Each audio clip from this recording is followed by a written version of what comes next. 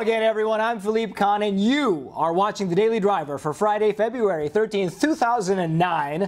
Unless, of course, you're watching in the Philippines, in which case I should say Happy Valentine's Day, because you are watching De Chuper Pag Araw-Araw.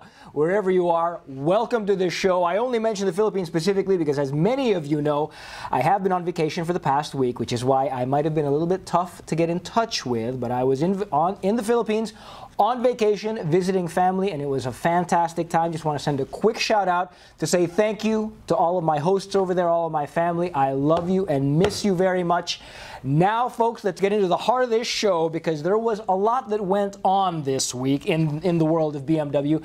I kind of feel like Lloyd Bridges in the film Airplane. If any of you have seen this movie, you know there's a line where he says, I picked a bad week to stop sniffing glue, and that's exactly how I'm feeling these days, because so much happened in this past week. And let me just give you a little bit of background.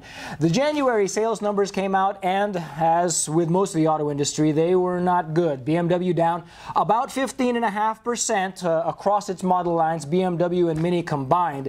And they have gotten the message, folks. That actually wasn't that bad when you compare to other manufacturers, but they got the message both from dealerships and from the consumers. They want some deals out there to stimulate some sales action, and they have given it to us in spades. Let's run over it all just in one shot here. First of all, for the 2008 models, they have carried over pretty much most of their programs they had back in January. I'm talking specifically about the 1 Series convertibles, 3 Series sedans, M3 sedans and convertibles, 5 Series, all of the 6 Series, 7 Series, and even X3s. Basically, anything you had on those cars in January, you still have in February, and they've sweetened the pot.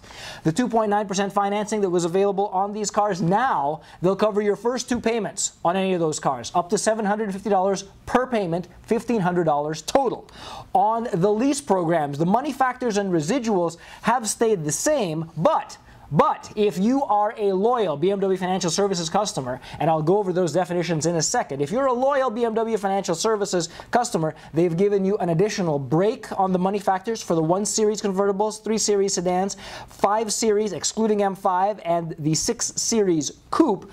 Plus, they've also given you some loyalty cash. Again, if you are a current BMW Financial Services customer, loyalty cash ranging from $750 for the 1 Series, $1,000 for the 3 Series, $2,500 for the 5 Series, or $3,000 for a 6 Series, excluding the M's, coupe or convertible.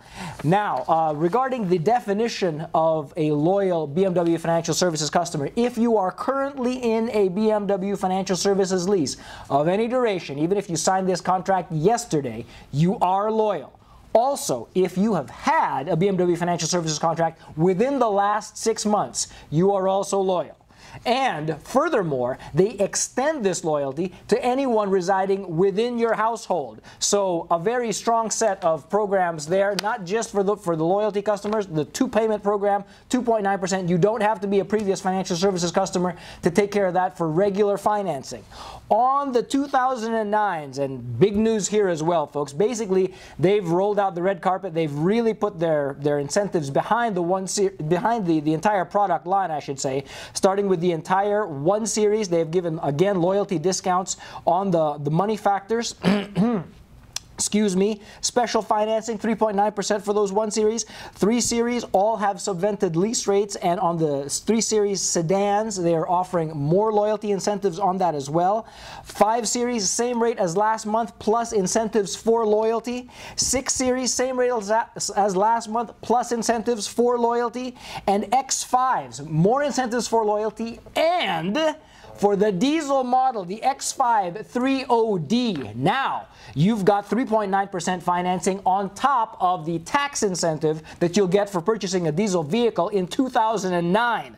Loyalty cash is present for many of those models as well. It's varied and impressive, but I'll go over them just briefly. $750 for the 1 Series, $1,000 for 3 Series, $2,500 for 5 Series, $3,000 for 6s, and $1,750 on X5. Some models are excluded. That's just the broad strokes, gentlemen. If you have any questions, contact me at philippek@philippek.com, or you know my phone number, 512-762-5246. A few Q&As. How long is this going to last? It's not going to last forever, folks. On the 2009s, do it before March 31st. On the 2008s, do it before March 2nd. That's coming up. We only got a couple weeks left in this short month of February.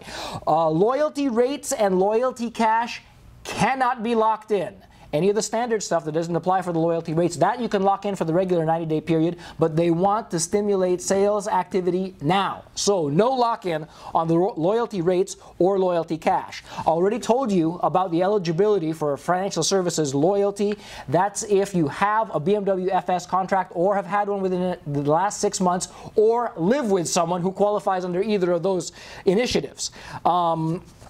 Finally, this is also very big news, folks.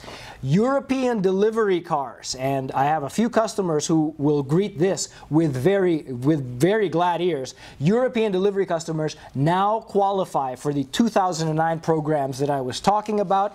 This is very unusual in that BMW normally puts their force behind the in-stock vehicles because that's the sales activity they want to stimulate. Now, you can do that on a European delivery car, which makes it an even better deal. And speaking of fantastic European delivery deals, M cars, which used to come out of center allocation and used to not be eligible for European delivery discounts, now are.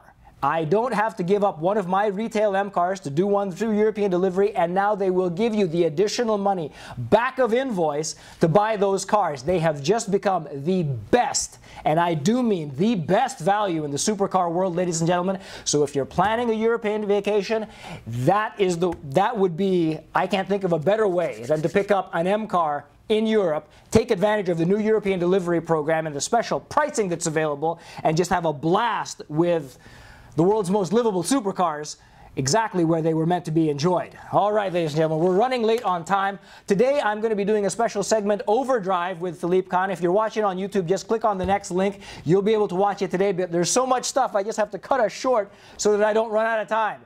I'm Philippe Kahn. I will see you tomorrow.